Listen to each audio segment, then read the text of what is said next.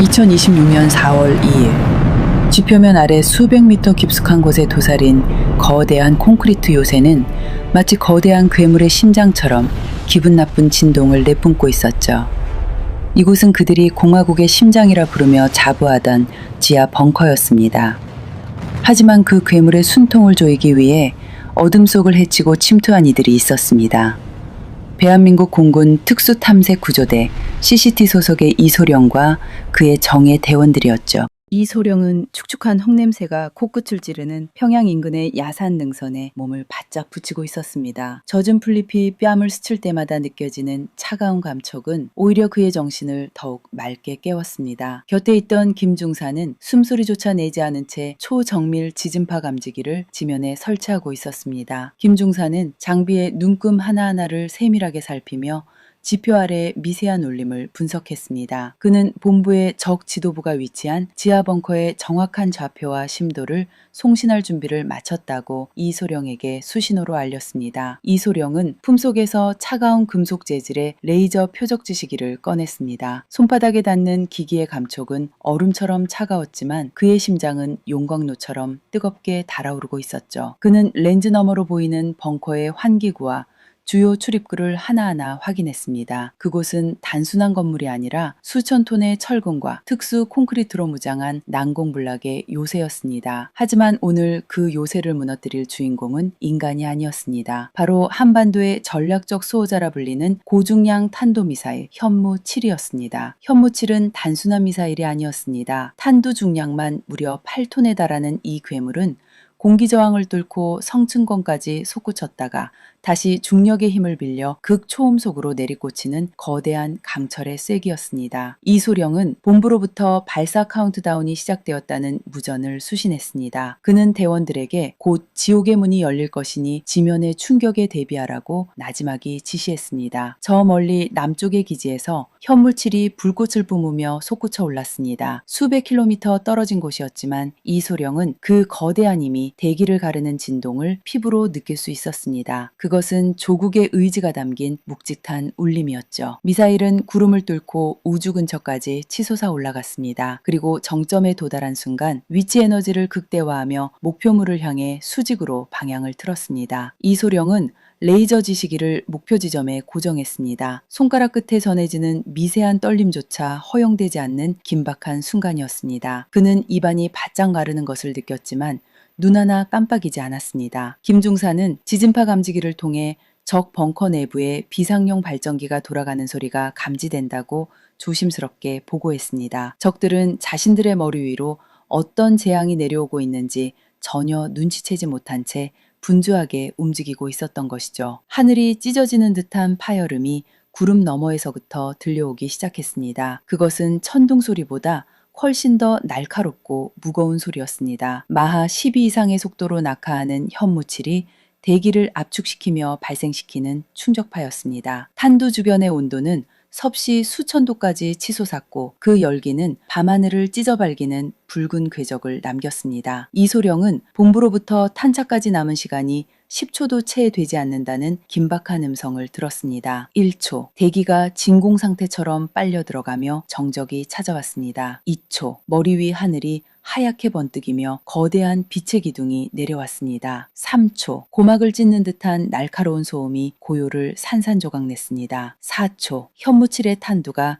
지표면과 충돌하는 순간이었습니다. 그것은 폭발이라기보다 거대한 행성이 충돌하는 듯한 물리적 압도감이었습니다. 8톤의 탄두가 가진 운동 에너지는 지표면을 마치 부드러운 진흙처럼 파헤쳤습니다. 수십 미터 두께의 강화 콘크리트와 화강암 안반층이 종이장처럼 찢겨나갔습니다. 충격 지점의 온도는 순간적으로 수만 도까지 상승했고 주변의 모든 물질은 기화되어 사라졌습니다. 지면은 거대한 파도처럼 출렁였고 땅 밑에서는 벙커의 골조가 비틀리고 꺾이는 기괴한 금속음이 터져나왔습니다. 이소령은 지면을 움켜쥐었지만 몸이 허공으로 붕 뜨는 듯한 강력한 진동에 휩쓸렸습니다. 김중사가 설치한 지진파 감지기의 바늘은 이미 한계를 넘어 부러져 있었습니다. 평양 전체가 거대한 지진에 휩싸인 듯 흔들렸고 지하 깊숙한 곳에서부터 전해지는 묵직한 파열음이 지각을 타고 사방으로 뻗어나갔습니다. 그것은 단순한 타격이 아니라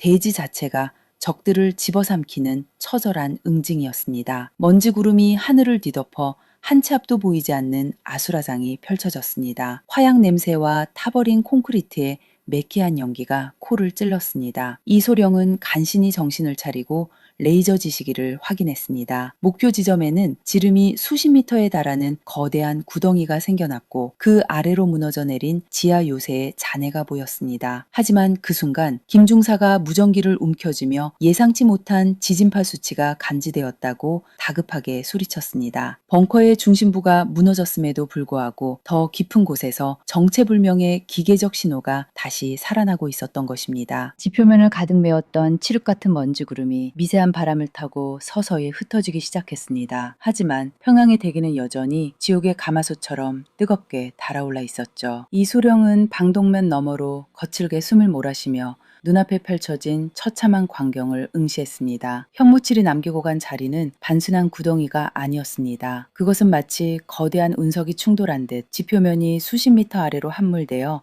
용암처럼 끓어오르는 거대한 심연이었습니다. 김중사는 부러진 지진파 감지기를 대신해 휴대용 음향 탐지기를 지면에 바짝 밀착시켰습니다. 그의 장갑 낀 손가락은 미세하게 떨리고 있었죠. 지표면의 열기가 전술장갑을 뚫고 들어와 피부를 태울 듯 위협했지만 그는 아랑곳하지 않고 장비의 신호에 집중했습니다. 김중사는 이소령에게 무언가 잘못되었다고 다급하게 수신호를 보냈습니다. 벙커의 상부 구조물은 완벽하게 짓눌려 형체를 알아볼 수 없게 되었지만 탐지기 너머로 들려오는 소리는 전혀 다른 사실을 말해주고 있었습니다. 깊은 땅속, 인간의 발길이 닿지 않는 지하 400m, 그 이상의 공간에서 거대한 기계장치가 맞물려 돌아가는 듯한 육중한 진동이 감지되었습니다. 그것은 단순한 잔해의 무너짐이 아니었습니다. 일정한 간격을 두고 반복되는 그 울림은 마치 잠자던 거대한 괴물이 잠에서 깨어나 기지개를 켜는 듯한 기분 나쁜 박동이었습니다. 이소령은 그 소리가 무엇을 의미하는지 본능적으로 직감했습니다. 그들이 파괴한 것은 껍데기에 불과했으며 진짜 핵심 지휘 시설은 그보다 훨씬 더 깊은 곳에 숨겨져 있었던 것입니다. 이소령은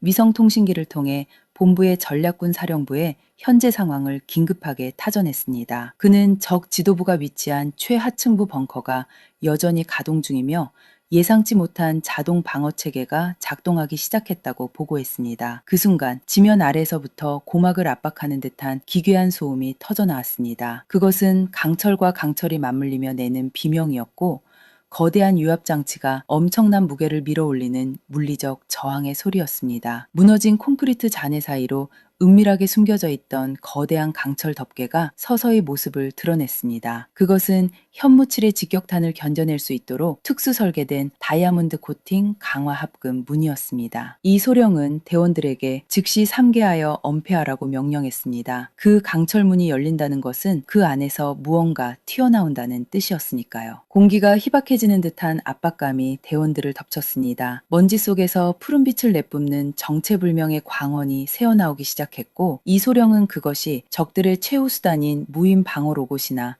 혹은 자동 반격 시스템일지도 모른다고 생각했습니다. 김중사는 탐지기 수치가 통제 범위를 벗어났다고 비명을 지르듯 보고하며 지각 아래에서 엄청난 양의 에너지가 음축되고 있다고 경고했습니다. 이소령의 시야에 들어온 것은 열리는 강철문 사이로 치솟는 차가운 백색 증기였습니다. 그리고 그 증기 너머로 인간의 형상을 한 하지만 금속의 광택을 번뜩이는 무언가가 서서히 솟아오르고 있었습니다. 그것은 단순한 병사가 아니었습니다. 지하 깊숙한 곳에서 오직 이 순간만을 위해 길러진 감정도 고통도 느끼지 않는 강철의 파수꾼들이었습니다. 본부의 전략군 사령관인 최 장군은 모니터를 통해 이소령이 전송하는 실시간 영상을 지켜보며 주먹을 꽉 쥐었습니다. 최 장군은 지체할 시간이 없다고 판단하고 작전 통제실의 요원들에게 2단 타격을 준비하라고 지시했습니다. 현무칠이 구멍을 뚫어놓은 그 심연의 구멍 속으로 이번에는 지하시설을 완전히 증발시켜버릴 두 번째 쐐기를 박아넣겠다는 의지였죠. 하지만 지상의 이소령 일행에게 위기가 찾아 찾아왔습니다. 지하에서 솟아오른 강철 파수꾼들이 이소령 일행의 위치를 정확히 포착한 듯 그들의 센서를 붉게 번뜩이며 다가오기 시작한 것입니다. 김중사는 전술 소총을 다잡으며 사격 허가를 요청했지만 이소령은 침착하게 대기하라고 지시했습니다. 지금 사격을 시작하면 아군의 위치가 완전히 노출될 뿐만 아니라 곧 하늘에서 내려올 두 번째 재앙에 휘말릴 수 있었기 때문입니다. 대지는 다시 한번 울부짖기 시작했습니다. 이번에는 남쪽이 아니라 북쪽 하늘에서부터 차가운 죽음의 그림자가 드리워지고 있었습니다. 적들의 숨겨진 대공 방어망이 뒤늦게 작동하며 밤하늘을 수천 발의 예광탄으로 수놓았지만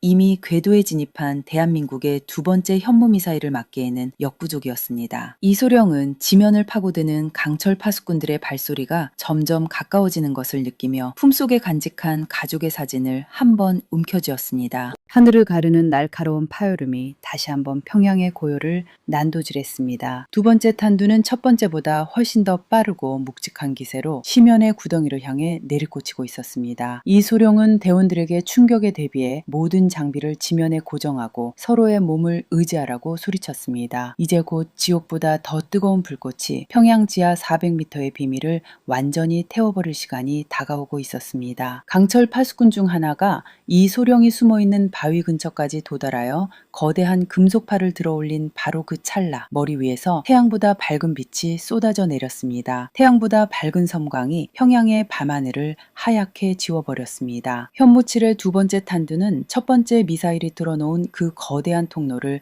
마치 바늘길을 통과하듯 정밀하게 파고들었습니다. 8톤에 달하는 고중량 탄두가 중력 가속도를 받아 지표면을 타격하는 순간 대지는 더 이상 비명조차 지르지 못했습니다. 거대한 에너지가 지각을 짓누르자 안반층은 순식간에 가루가 되어 사방으로 흩날렸고 지표면은 거대한 분화구처럼 솟구쳐 올랐다가 다시 깊은 심연 속으로 가라앉았습니다. 이소령은 눈을 질끈 감았습니다. 고막을 타고 전해지는 육중한 압력에 뇌가 흔들리는 기분이었죠. 곁에 있던 김중사는 옆에서 무어라 외치는 듯했지만 그 목소리는 모든 것을 삼켜버린 거대한 파열음에 묻혀 전혀 들리지 않았습니다. 이소령의 코끝에는 화약의 매캐한 냄새와 함께 지각이 뒤틀리며 발생하는 타는 듯한 흙냄새가 강하게 진동했습니다. 강철 파수꾼들이 이소령을 향해 뻗었던 그 차가운 금속팔은 현무칠이 내뿜는 압도적인 충격파와 열기 앞에 종이장처럼 휘어지며 형체도 없이 튕겨나갔습니다. 지하 400m 아래의 상황은 그야말로 아비규환이었습니다. 대한민국 전략군의 정밀 타격은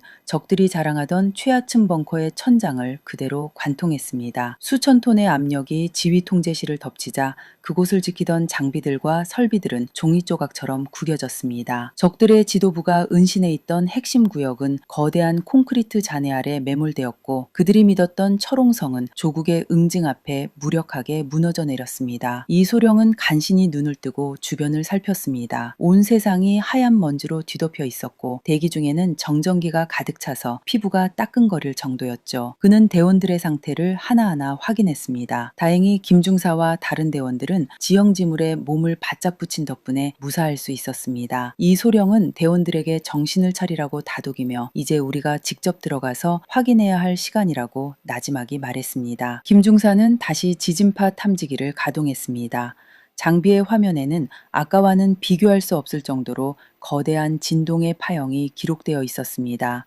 하지만 김중사의 안색은 여전히 밝지 않았습니다.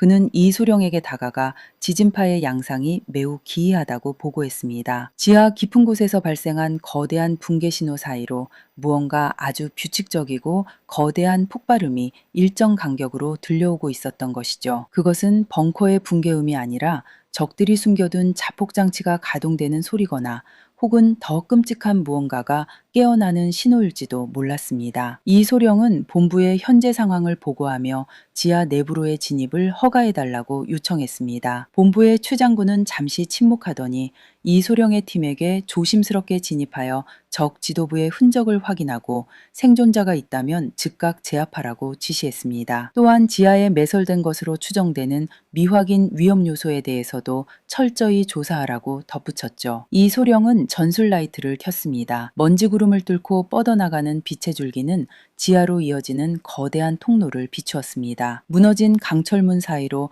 차가운 지하수가 쏟아져 나오고 있었고 그 물줄기 사이로 매캐한 연기가 피어올랐습니다. 이 소령은 소총을 다잡으며 대원들에게 일렬로 대형을 유지하라고 지시했습니다. 발을 내디딜 때마다 부서진 콘크리트 조각들이 바스라지는 소리가 적막한 지하 통로에 울려 퍼졌습니다. 통로 벽면에는 적들의 절박함이 그대로 묻어 있었습니다. 최후의 순간까지 저항하려 했던 흔적들이 곳곳에 남아 있었지만 현무칠의 위력 앞에 그 모든 것은 무의미했습니다. 이 소령은 앞장서서 깊은 어둠 속으로 발을 들였습니다. 공기는 점점 더 차갑고 습해졌으며 어디선가 알 수 없는 기계음이 기분 나쁘게 윙윙거리며 들려갔습니다. 지하 400m 지점에 도달했을 때 이 소령 일행은 거대한 원형 광장에 도착했습니다. 그곳은 적들의 최종 전략병기가 보관되어 있던 비밀 경락고였습니다. 하지만 현무칠의 타격으로 인해 경락고의 천장은 완전히 무너져 내렸고 그 잔해 사이로 거대한 원통형 구조물이 모습을 드러냈습니다. 김중사는 그것을 보자마자 숨을 들이켰습니다. 그것은 단순한 미사일이 아니었습니다. 지표면 전체를 오염시킬 수 있는 치명적인 물질을 가득 담은 더러운 폭탄, 즉 방사능 오염병기였던 것입니다. 이 소령은 등 뒤로 식은땀이 흐르는 것을 느꼈습니다. 만약 이 병기가 이곳에서 유출된다면 평양뿐만 아니라 한반도 전체가 돌이킬 수 없는 재앙에 빠질 수도 있었습니다. 그런데 바로 그 순간 무너진 잔해 속에서 붉은 눈을 번뜩이며 다시 일어나는 강철 파수꾼의 손가락이 미세하게 떨리는 것을 이 소령이 포착했습니다. 적들은 마지막까지 우리를 길동무로 삼기 위해 지옥의 문을 열 준비를 하고 있었던 것이죠. 무너진 천장 사이로 쏟아져 내리는 차가운 지하수가 이 소령의 어깨를 적셨습니다. 하지만 그는 그 한기조차 느끼지 못한 채 정면에 거대한 금속체를 응시했죠. 붉은 안광을 번뜩이며 몸을 일으키는 강철 파수꾼의 관절 마디마디에서는 유압류가 마치 검은 피처럼 울컥거리며 쏟아지고 있었습니다. 금속과 금속이 맞물리며 내는 기괴한 비명소리가 텅 빈 지하 경락고를 가득 메웠고 그 소름 끼치는 소음은 대원들의 신경을 날카롭게 파고들었습니다. 이 소령은 수신호로 대원들에게 반원 형태로 상계할 것을 지시했습니다.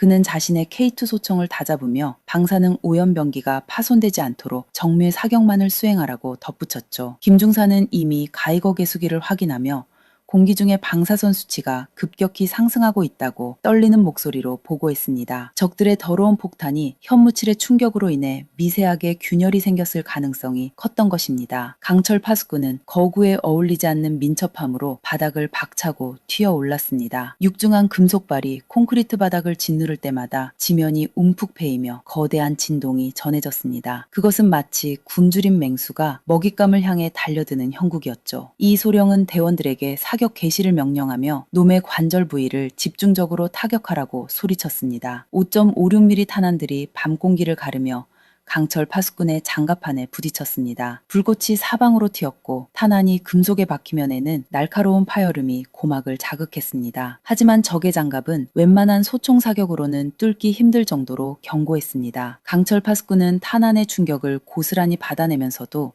멈추지 않고 다가와 거대한 금속팔을 휘둘러 이 소령 일행이 엄폐하고 있던 바위 덩어리를 단숨에 가루로 만들어버렸습니다. 이 소령은 몸을 날려 파편을 피하며 김중사에게 고성능 점착 폭약을 준비하라고 지시했습니다. 일반적인 화력으로는 저 괴물을 멈출 수 없다는 판단이 섰기 때문입니다. 김중사는 등에 메고 있던 전술배낭에서 묵직한 폭약을 꺼내 들고는 자신이 놈의 시선을 끄는 동안 측면으로 우회하여 폭약을 부착해달라고 이 소령에게 간절하게 부탁했습니다. 그것은 사실상 자신의 안위를 돌보지 않는 위험한 제안이었지만 다른 방법이 없었습니다. 지하 경락고의 조명이 깜빡거리며 기괴한 그림자를 만들어냈습니다. 무너진 천장 너머에서는 여전히 흙더미가 쏟아져 내리고 있었고 저 멀리 평양 시내에서 울려 퍼지는 사이렌 소리가 지하 깊숙한 이곳까지 희미하게 전해졌습니다. 이 소령은 김중사의 제안을 수용하며 절대 무리하지 말라고 당부한 뒤 어둠 속으로 몸을 숨겼습니다.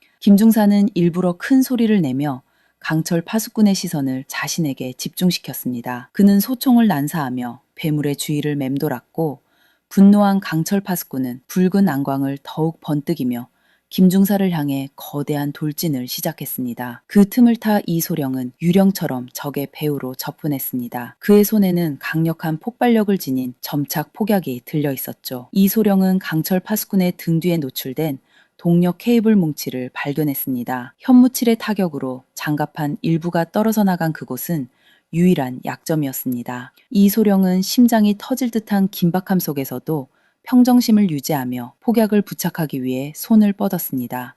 하지만 바로 그 순간 쓰러진 줄 알았던 또 다른 강철 파수꾼의 잔해가 바닥에서 솟아올라 이 소령의 발목을 낚아챘습니다. 차가운 금속 소나기가 이 소령의 뼈를 으스러뜨릴 듯한 압력으로 조여왔습니다. 균형을 잃고 쓰러지는 이 소령의 눈앞으로 김중사를 쫓던 첫 번째 강철 파수꾼이 기괴하게 목을 꺾으며 이 소령 쪽을 돌아보았습니다. 그리고 그놈의 가슴 부분에 숨겨져 있던 기관포의 총구가 서서히 회전하며 불을 뿜을 준비를 마쳤습니다. 절체절명의 순간 경락고 구석에 놓여있던 방사능 오염병기에서 기분 나쁜 경고음이 울려 퍼지기 시작했습니다. 액정 화면 위로 선명하게 새겨진 붉은 숫자들이 빠르게 줄어들고 있었고 그것은 이 지하 요새 전체가 거대한 죽음의 구덩이로 변하기까지 시간이 얼마 남지 않았음을 의미했습니다. 발목을 파고드는 차가운 금속의 감촉은 얼음장보다 더 시리고 묵직했습니다. 이 소령은 자신의 뼈가 으스러지는 듯한 둔탁한 압박감을 느끼며 바닥에 고여있던 차가운 지하수에 뺨을 밀착시켰죠. 코끝에는 비릿한 금속 냄새와 함께 타버린 회로의 매캐한 연기가 스며들었습니다. 바로 눈앞에서 붉은 앙광을 번뜩이는 강철 파수꾼의 기관포 총신이 회전을 시작하며 고막을 찢는 듯한 날카로운 마찰음을 내뿜고 있었기 때문입니다. 김중사는 이 상황을 목격하고는 본능적으로 몸을 날렸습니다. 그는 이 소령에게 어서 그곳에서 벗어나라고 절규하듯 소리치며 자신의 전술소총을 강철 파수꾼의 앙광을 향해 쏟아부었죠. 5.56mm 탄환들이 연달아 괴물의 머리 부분에 부딪히며 찬란한 불꽃의 파편들을 사방으로 흩뿌렸습니다. 김중사는 탄창이 비어가는 줄도 모른 채 방아쇠를 당기며 놈의 시선을 자신에게 돌리려 애썼습니다. 이 소령은 고통을 억누르며 품속에서 단검을 꺼내들었습니다. 그는 자신의 발목을 붙잡고 있는 기계 소나기의 유압호스를 향해 단검을 깊숙이 찔러 넣었죠. 검은 유압류가 분수처럼 뿜어져 나와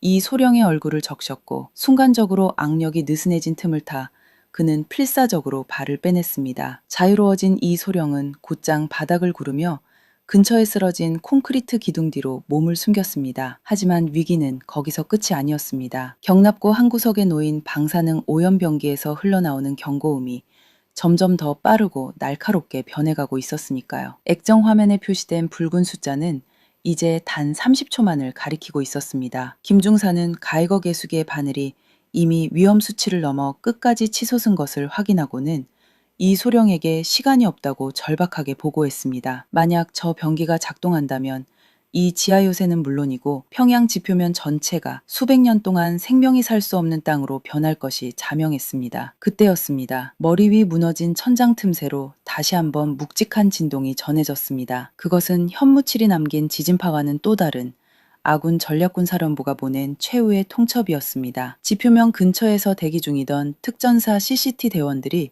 벙커의 수직 통로를 통해 고성능 액체 폭약을 투하한 것이죠. 이 소령은 본부로부터 폭파까지 남은 시간이 15초라는 무전을 수신했습니다. 이 소령은 김중사에게 즉시 경락고 입구의 방폭문 쪽으로 탈출하라고 지시했습니다. 그는 자신이 남아서 저 방사능 병기의 기폭장치를 물리적으로 무력화하겠다고 단호하게 말했죠. 김중사는 이 소령을 혼자 둘 수 없다며 강하게 반발했지만 이 소령은 이것이 작전의 완성을 위한 유일한 길이라며 대원들을 이끌고 어서 이동하라고 재차 명령했습니다. 이 소령은 가쁜 숨을 몰아쉬며 방사능 오염병기 앞으로 기어갔습니다. 그의 손가락 끝은 유압류와 땀으로 범벅이 되어 미끄러웠지만 섬세한 감각을 잃지 않으려 애썼죠. 그는 병기의 외부 케이스를 열고 복잡하게 얽힌 전선들을 응시했습니다. 어떤 것이 기폭선인지 어떤 것이 자폭장치인지 구분하기 힘든 혼란스러운 상황이었습니다. 남은 시간은 이제 9초, 8초, 7초. 이 소령은 자신의 심장 박동 소리가 귓가에 고동치는 것을 느꼈습니다. 그는 가장 굵어 황색 전선을 움켜쥐고는 조국의 평화를 위해 이 재앙을 여기서 끝내야 한다고 스스로에게 되뇌었습니다. 바로 그 순간 등비에서 다시 한번 강철 파수꾼의 육중한 발소리가 들려왔습니다. 놈은 하체가 반쯤 잘려나갔음에도 불구하고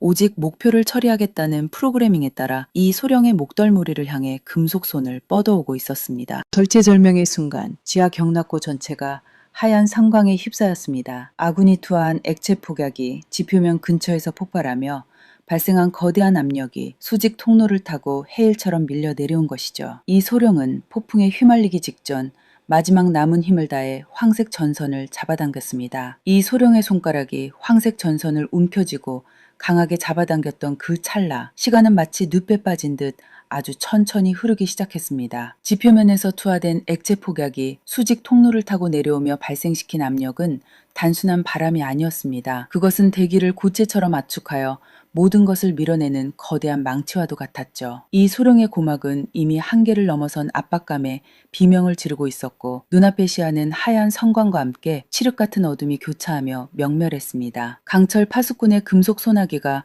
이 소령의 목덜미에 닿기 직전 거대한 충격파가 경락골을 덮쳤습니다. 놈의 육중한 몸체는 그 압력을 견디지 못하고 뒤로 꺾이며 벽면에 박혀버렸습니다. 금속 장갑판이 비틀리며 내는 날카로운 소음이 지하 공간을 가득 메웠지만 그조차도 천장이 무너져 내리는 굉음에 비하면 미약한 속삭임에 불과했습니다. 이 소령은 바닥에 엎드린 채 양손으로 머리를 감싸쥐었습니다. 등 뒤로 쏟아지는 콘크리트 파편들이 방탄복을 타격할 때마다 둔탁한 충격이 온몸으로 전해졌죠. 방사능 오염병기에 액정화면은 마지막 1초를 남겨두고 기적처럼 멈춰섰습니다. 이 소령이 잡아당긴 전선이 회로의 흐름을 끊어놓은 것이 분명했습니다. 하지만 안도할 틈도 없었습니다. 지하 경락고의 지지대들이 차례로 꺾이며 거대한 흙더미가 폭포수처럼 쏟아져 들어오고 있었으니까요. 김중사는 방폭문 너머에서 이 소령의 이름을 목이 터져라 부르며 어서 그곳에서 빠져나오라고 소리쳤습니다. 그의 목소리는 먼지와 소음 틈새로 가냘프게 들려왔지만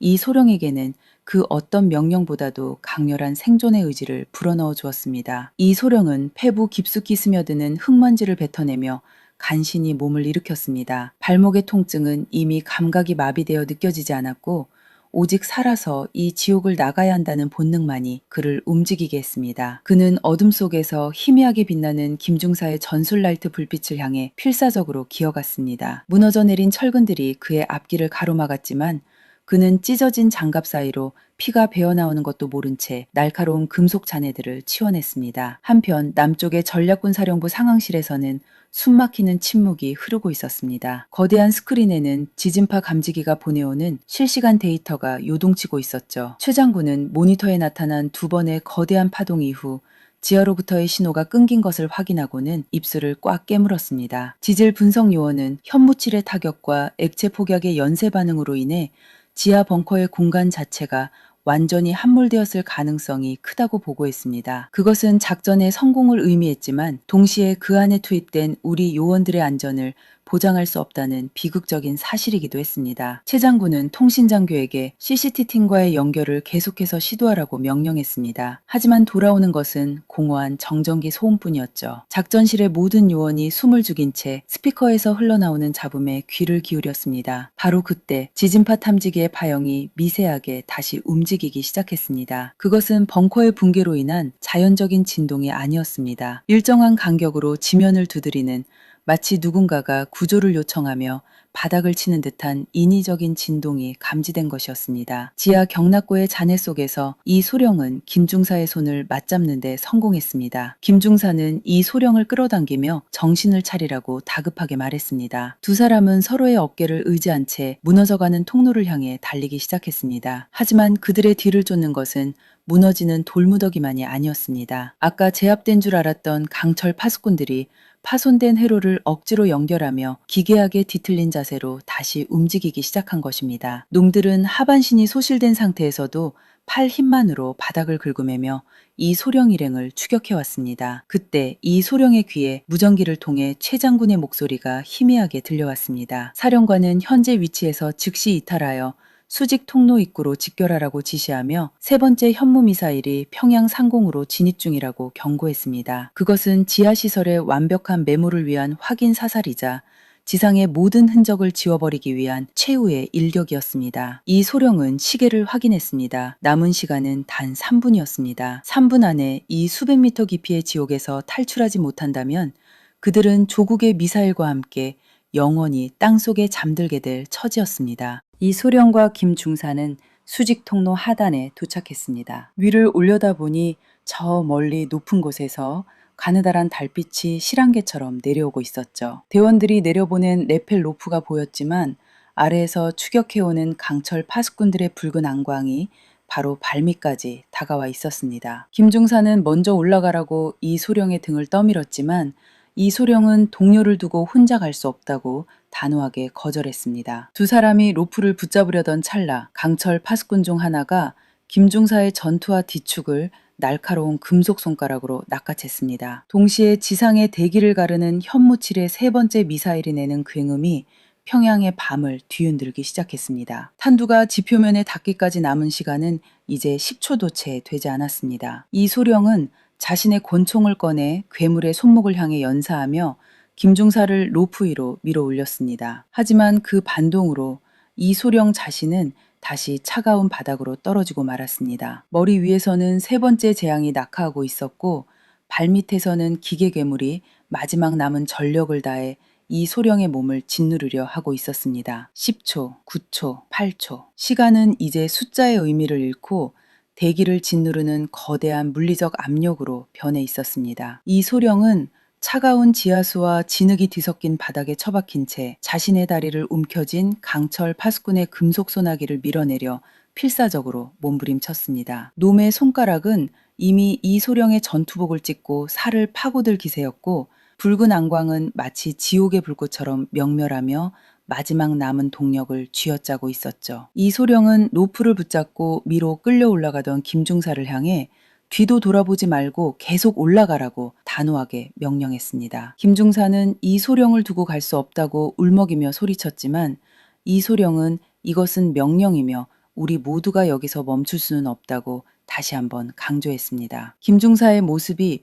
수직 통로의 어둠 속으로 멀어지는 것을 확인한 이소령은 비로소 자신의 품 안에서 마지막 수류탄을 꺼내들었습니다. 하늘 위 400km 상공에서는 현무칠의 세 번째 탄두가 우주의 냉기를 머금은 채 대기권으로 재진입하고 있었습니다. 마하 15를 상회하는 무시무시한 속도는 대기를 가열하여 탄두 주변을 플라스마 상태로 만들었죠. 지상의 공기는 비명을 지를 틈도 없이 압축되었고 평양의 하늘은 마치 거대한 커튼이 드리워진 듯 잿빛으로 변해갔습니다. 이소령은 고막을 찢는 듯한 날카로운 마찰음이 지표면을 뚫고 지하 깊숙한 이곳까지 전해지는 것을 느꼈습니다. 1초, 탄두가 지표면 1km 상공에 도달했습니다. 이소령은 자신의 목을 조여오는 강철 파수꾼의 팔관절 사이에 수류탄을 끼워 넣었습니다. 놈의 기계적인 눈동자가 이소령의 움직임을 포착하고 기괴어 금소금을 내뱉었지만 이미 늦은 뒤였죠. 이소령은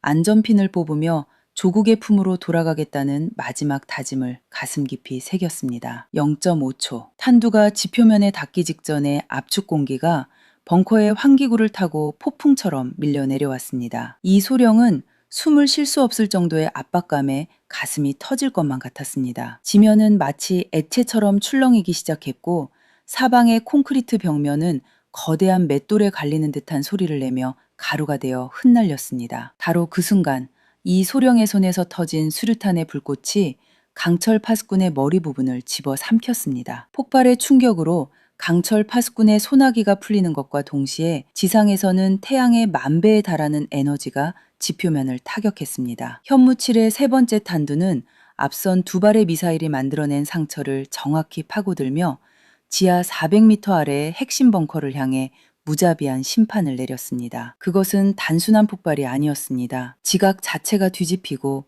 수천 톤의 안반이 원자 단위로 분쇄되는 거대한 물리적 붕괴였습니다. 이소령은 암흑 속으로 튕겨나갔습니다. 자신의 몸이 허공을 가르는지 아니면 무너지는 돌무더기에 깔리고 있는지조차 분간할 수 없는 감각의 소멸이 찾아왔죠. 온몸의 신경은 타는 듯한 고통을 비명처럼 질러댔고 입안에는 비릿한 피냄새와 함께 매캐한 화양 연기가 가득 찼습니다. 지각을 타고 흐르는 거대한 진동은 이소령의 의식을 조각조각 내어 어둠의 심연 속으로 끌고 들어갔습니다. 시간이 얼마나 흘렀을까요? 사방은 마치 무덤 속처럼 고요했습니다. 귀를 멍하게 하던 굉음도 대지를 뒤흔들던 진동도 모두 멈춘 채 오직 무거운 침묵만이 가득했죠. 이소령은 간신히 눈을 떴지만 아무것도 보이지 않았습니다. 전술 라이트는 이미 파손되었고 공기는 먼지로 가득 차 한 모금의 숨을 들이키는 것조차 고통이었습니다. 그는 자신의 왼팔이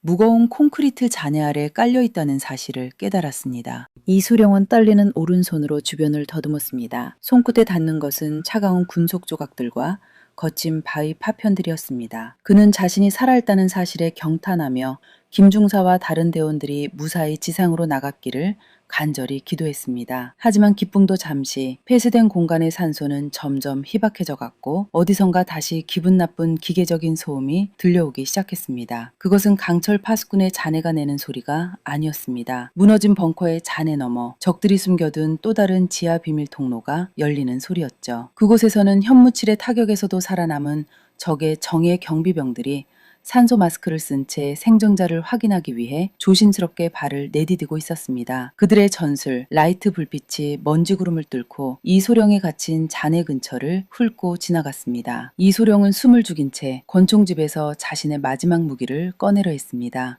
하지만 왼팔의 통증이 머릿속을 하얗게 비웠고 손가락 끝은 감각을 잃어 방아쇠조차 당기기 힘든 상태였습니다. 적들의 발소리는 점점 가까워졌고 그들이 나누는 기계적인 교신 소리가 벽면을 타고 이소룡의 귓가에 선명하게 박혔습니다. 그들은 이 구역에 생존자가 있을 가능성을 언급하며 샅샅이 뒤지라는 명령을 주고받고 있었습니다. 절망적인 어둠 속에서 이소룡은 자신의 가슴 주머니에 들어있던 소형 조난 신호기를 떠올렸습니다. 하지만 그것을 작동시키는 순간 적들에게 자신의 위치를 광고하는 꼴이 될 것이 자명했습니다. 바로 그때 이소룡의 머리 위에서 아주 미세한 금속성 마찰음이 들려왔습니다. 그것은 적들의 소리가 아니었습니다. 누군가가 잔해 위에서 아주 정밀한 드릴로 구멍을 뚫고 있는 소리였죠. 적의 수색대원이 이소룡이 누워있는 잔해 바로 앞까지 도달하여 거대한 철근을 들어올리려는 찰나 천장에서 작은 성광탄이 떨어졌습니다. 강렬한 빛이 좁은 공간을 가득 메웠고 뒤이어 적들의 비명소리와 함께 격렬한 교전음이 터져나왔습니다. 이소룡은 희미해지는 의식 속에서 누군가가 자신의 이름을 부르는 환청을 들었습니다. 그것은 김중사의 목소리 같기도 했고 조국에서 기다리는 가족의 목소리 같기도 했습니다. 하얀 섬광이 시신경을 마비시키고 난 뒤에 찾아온 것은 지독한 정적과 매캐한 연기였습니다. 이소룡은 자신의 얼굴 위로 떨어지는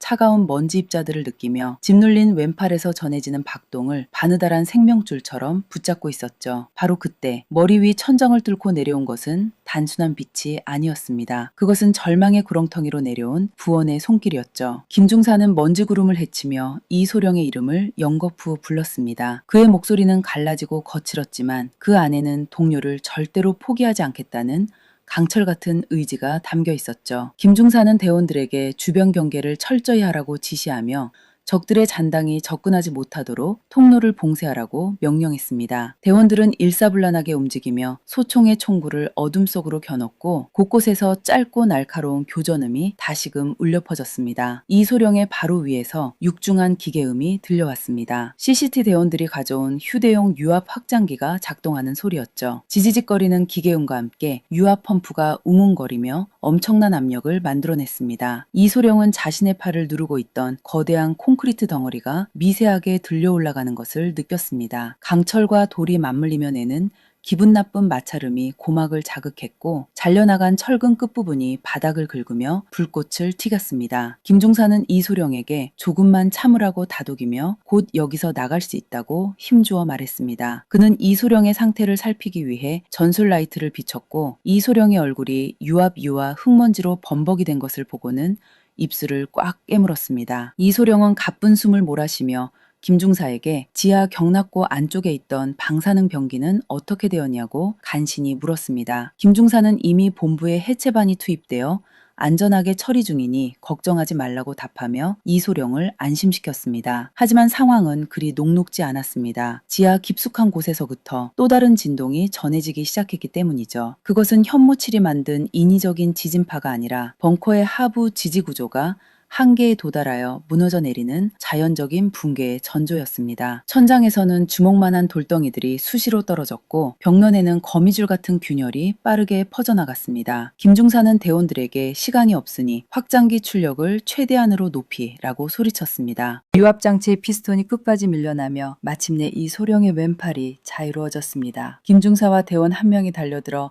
이소룡을 부축해 잔해 밖으로 끌어냈습니다. 이소룡은 다리에 감각이 없었지만 동료들의 어깨에 의지해 비틀거리며 일어섰습니다. 그는 김중사에게 적들의 지도부가 있던 중심부 구역은 완전히 함몰된 것이 확실하냐고 재차 확인했습니다. 김중사는 위성 분석들과 지표면이 수십 미터나 가라앉았기에 그 안에서 살아남은 자는 아무도 없을 것이라고 단정적으로 보고했습니다. 일행이 수직 탈출 통로를 향해 이동하던 그때 통로 끝에서 예기치 못한 폭발음이 들려왔습니다. 적들이 벙커의 마지막 자폭 장치를 가동한 것이었죠. 화염이 통로를 타고 해일처럼 밀려왔고 뜨거운 열기가 대원들의 방탄복을 순식간에 달구었습니다. 이소룡은 대원들에게 바닥에 엎드리라고 지시하며 폭풍이 지나가기만을 기다렸습니다. 먼지와 불꽃이 머리 위를 휩쓸고 지나간 뒤 그들의 앞뒤를 막아선 것은 무너져 내린 거대한 강철 격벽이었습니다. 김중사는 격벽의 두께를 살피더니 일반적인 폭약으로는 뚫기 힘들 것 같다고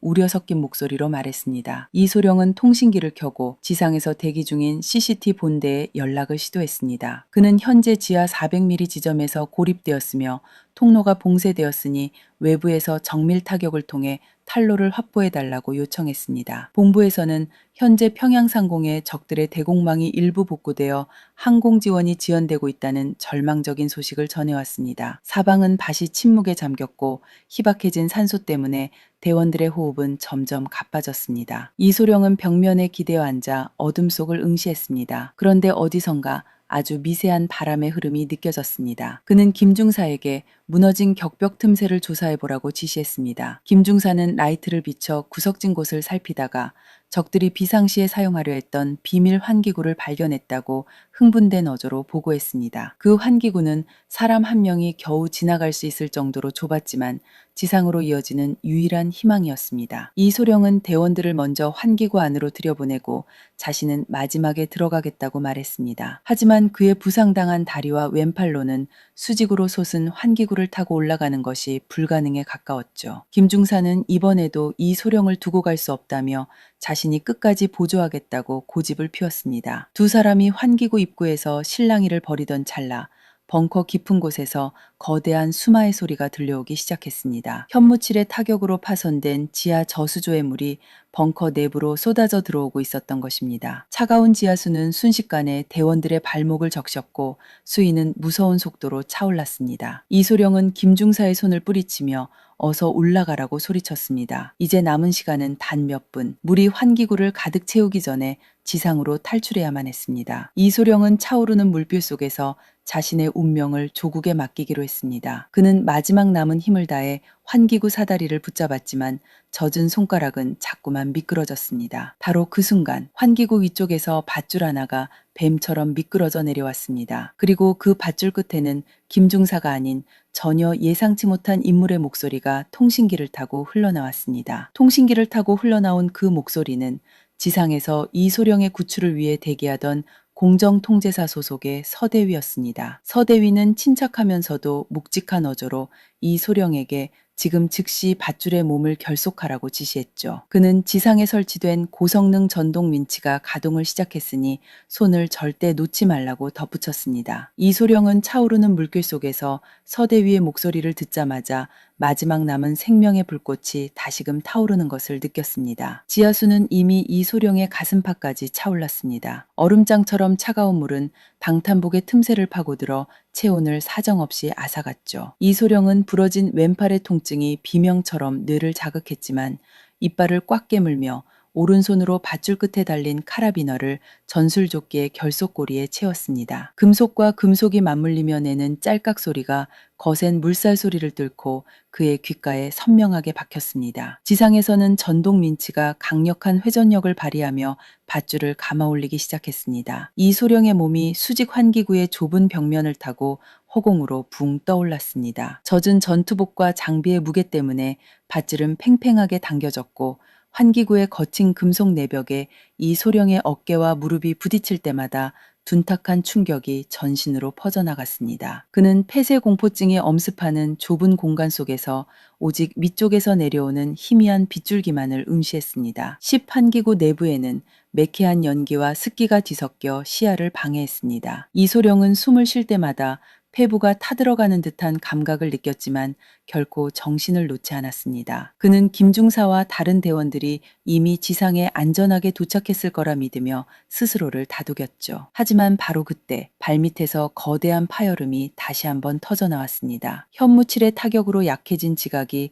쏟아져 들어오는 지하수의 무게를 견디지 못하고 통째로 무너져 내리기 시작한 것이었습니다. 거대한 진동이 환기구 전체를 뒤흔들었습니다. 이소령은 마치 거대한 괴물의 식도 안에 갇힌 듯한 압박감을 느꼈습니다. 윈치는 과부하가 걸린 듯 기분 나쁜 기계음을 내뿜으며 속도가 느려졌고 환기구 벽면에서는 날카로운 철판 조각들이 휘어지며 이소령의 허벅지를 스치고 지나갔습니다. 뜨거운 피가 차가운 물방울과 섞여 흘러내렸지만 그는 고통을 느낄 겨를조차 없었습니다. 지상의 상황은 더욱 긴박하게 돌아가고 있었습니다. 서대 위는 대원들에게 주변 지면이 가라앉고 있으니 장비를 단단히 고정하라고 소리쳤습니다. 현무칠 세 발이 내리꽂힌 평양의 심장부는 이제 거대한 싱크홀로 변해가고 있었습니다. 지표면 여기저기서 불길이 치솟았고 무너진 건물 잔해들이 거대한 구덩이 속으로 빨려 들어가는 장관이 펼쳐졌습니다. 서대 위는 이소령이 탄 카라비너가 환기구 입구에 도달하기만을 기다리며 권총을 다잡고 주변에서 접근하는 적들의 잔당을 경계했습니다. 마침내 이소령의 머리가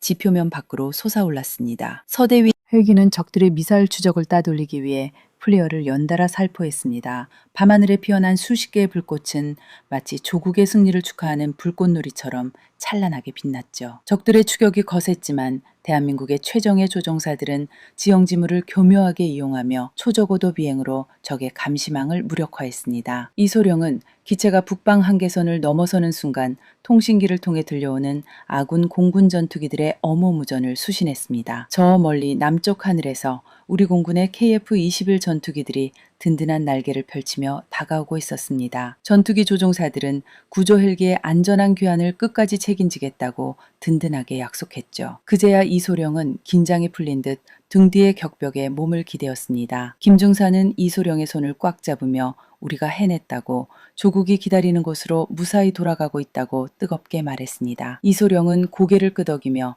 자신들이 지켜낸 평화의 가치를 다시 한번 가슴에 새겼습니다. 새벽 안개가 자욱하게 깔린 아군 기지에 헬기가 내려앉았습니다. 로터가 멈추고 문이 열리자 미리 대기하고 있던 의료진과 부대원들이 환호성을 지르며 달려왔습니다. 최 장군은 헬기 착륙장까지 마중 나와 이소령의 어깨를 굳건히 잡으며 고생 많았다고 짧지만 묵직한 감사를 전했습니다. 이소령은 거수경례를 올리며 현무칠의 전략적 타격 작전이 완벽하게 종료되었음을 보고했습니다. 적들의 심장부는 멈췄고 한반도에 드리웠던 전쟁의 먹구름은 거쳤습니다. 이소령은 구급차에 오르기 전 잠시 멈춰서서 떠오르는 아침해를 바라보았습니다. 붉게 타오르는 태양은 어둠을 몰아내고 대지를 따스하게 비추고 있었죠. 자신들의 이름은 역사의 뒷면으로 사라지겠지만 오늘 그들이 흘린 땀과 피가 조국의 평안한 아침을 만들었다는 자부심이 그의 가슴을 가득 채웠습니다. 현무칠이 남긴 거대한 진동은 이제 멈췄지만 조국을 수호하는 이들의 심장 박동은 그 어느 때보다 강렬하고 뜨겁게 뛰고 있었습니다. 평화는 지키는 자의 몫이며 대한민국은 오늘도 그 강철 같은 의지 위에 굳건히 서 있었습니다.